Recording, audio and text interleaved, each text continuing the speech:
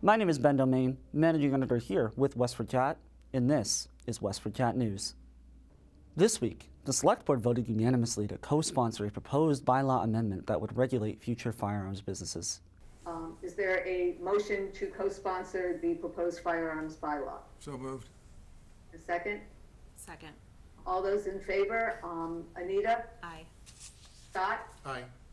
John? Aye. Tom? Aye. Aye. The proposed bylaw amendment would allow future businesses to open along Littleton Road in the commercial zoning and industrial highway zoning districts.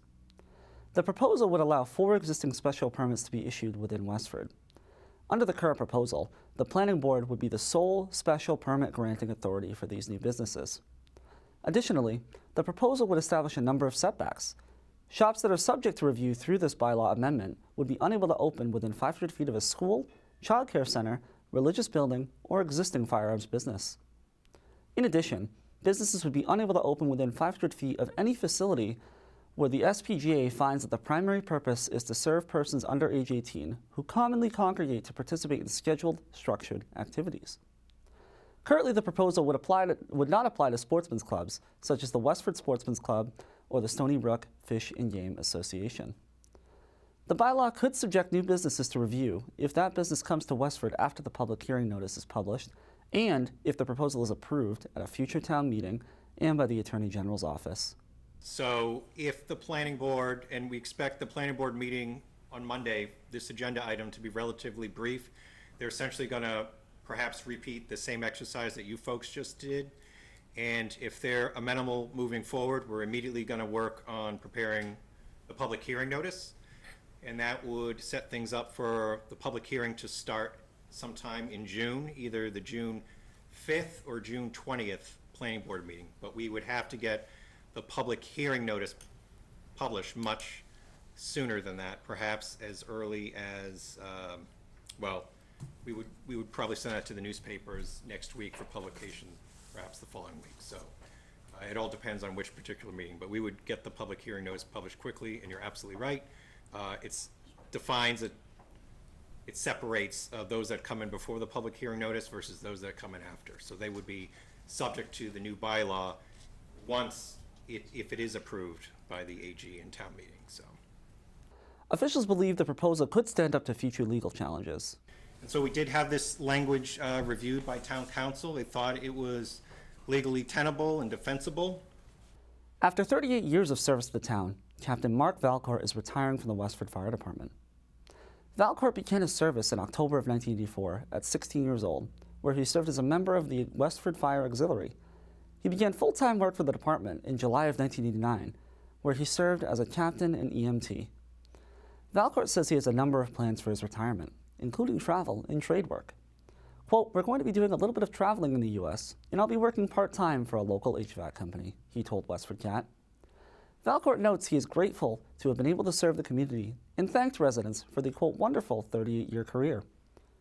A number of other retirements were announced this week, including library trustee Robert Price, who served on the J.V. Fletcher Library Board of Trustees for 24 years, Joe Del Papa, who served 25 and a half years in the Westford Fire Department, Lieutenant Donald Parsons, who served 47 years on the Westford Fire Department, Kate Hollister, who has served 13 years on the Planning Board.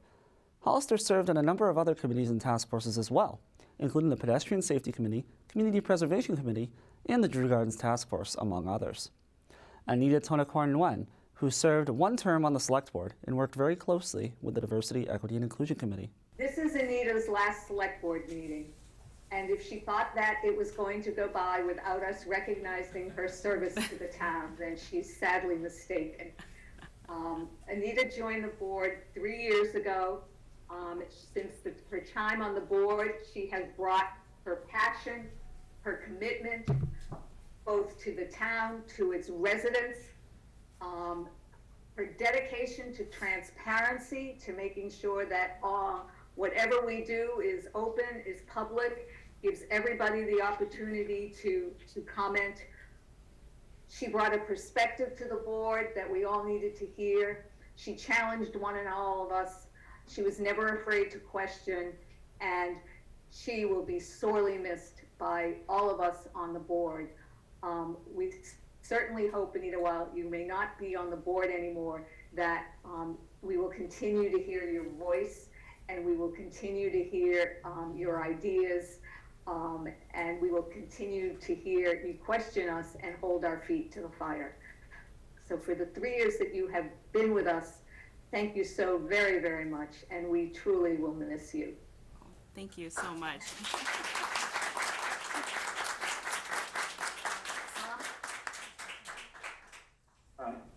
I think you said it all really well, Andrea, but I just wanted to say that I've really enjoyed serving with Anita, and the idea that you brought up for challenging, I felt, at least for me personally, I want to thank her for helping me sort of raise my game and try to be more perceptive. I'm not sure I was, but it's, I think of you when when I listen to issues in the town, I think about what would Anita think about this, and what would she say? So I appreciate that gift. Thank you. That's very nice. Appreciate to work with you. Thank you. Appreciate everything you've done. Thank you. Really taught me so much over the past 4 months, and I continue to want to learn more from you. So thank you so much. Thank you. That's so nice, everyone.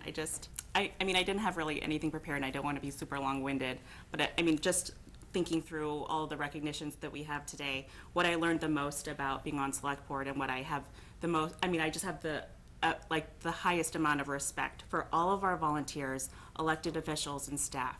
If you think about how many years people have dedicated to our town, serving our town, not paid at all for any of those people who serve on committees or elected officials, like, I just can't believe that there's so much passion and commitment, and people are so committed to public service in this town, and there's just so much drive, and it wants me to want to do more and want to contribute more to the community. And I just hope that other people recognize that on this side of the table, there's just so much to see, so much that's not seen, I guess, on the and throughout the community. But I just wanted to say thank you to everyone so much, and for welcoming me onto the board and helping sing me out.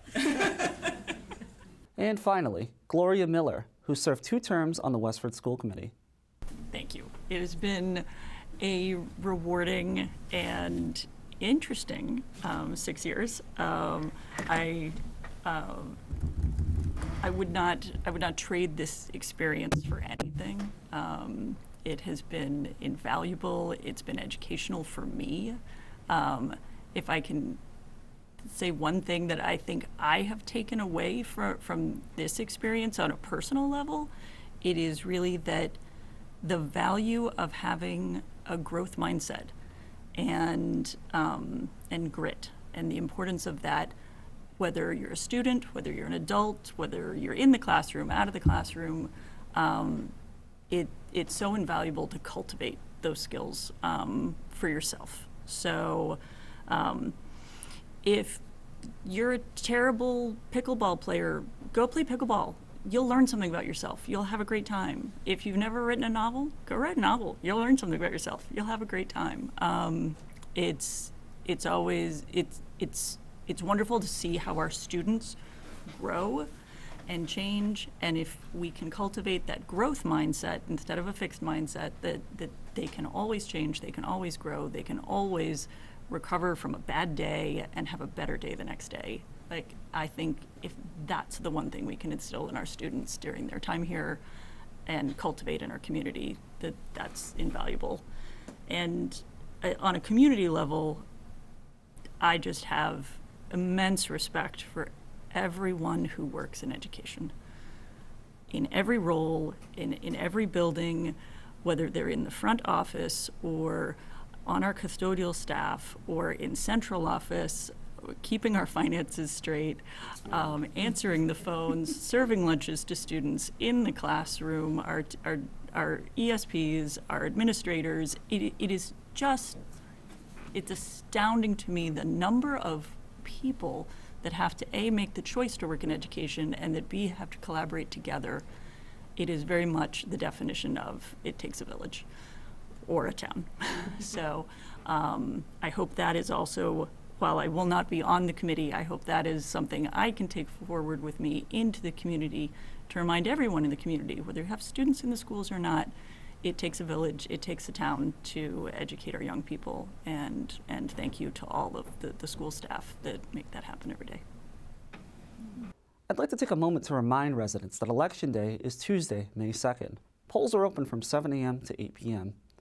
Voters in precincts 1, 3, 4, and 7 will vote at Westford Academy, and voters in precincts 2, 5, and 6 will vote at Stony Brook Middle School. A number of contested races are on the ballot, including 3 candidates running for 2 open Board of Health seats and 3 candidates running for 2 open school committee seats.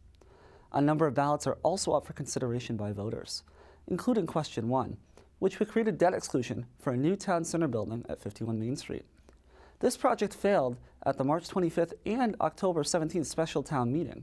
However, if the project passes on the ballot, a special town meeting will have to be held within 45 days of the election for voters to once again consider appropriating funding for the project. Question 2 would create a debt exclusion for the Blanchard Middle School roof replacement project. This project, totaling $6.5 million, received funding at town meeting and is eligible for a 48.05% reimbursement from the Massachusetts School Building Association. So the Blanchard Roof Project is part of the MSBA Accelerated Repair Program to identify buildings that have an urgent need for repair and replacement. Blanchard Middle School has been plagued by roof leaks for the past several years, and there have been a number of losses in the building over that time, and that's actually contributed to the town having higher insurance deductibles on the building. Question 3 would direct the Select Board to declare the second Monday in October as Indigenous Peoples Day, superseding all local references to Columbus Day. This question was originally proposed as a citizen's petition at an October 2020 special town meeting. The proposal failed 111 to 108, but was referred to the Diversity, Equity, and Inclusion Committee for further consideration. The measure will now be left to voters during the May 2nd election. The school committee voted to endorse the resolution in a 4-1 vote during their March 13th meeting. All in favor of approving the resolution in support of the ballot question for Indigenous Peoples Day? Ming-Chen? No. Valerie? Aye. I'm an aye. Sean? Aye. Gloria? Aye. Okay, that passes 4-1. However, the Select Board declined to take a position on the resolution. I mean, I guess my first opinion is, we asked this to go on the ballot because we want to hear what the town thinks. And I don't think they should care what each of us think. They should make their own decisions. So I'm inclined not to take position. That'd be my preference, but that's just my preference. You are right, Scott, half the time, we go to town meeting, the town doesn't care what we think. So it wouldn't be the first time. Nobody else is saying anything, Joe. I'm getting a sense that there's a reluctance of the board to take a position. That's it for this week's edition of WestfordCAT News. See you all next week.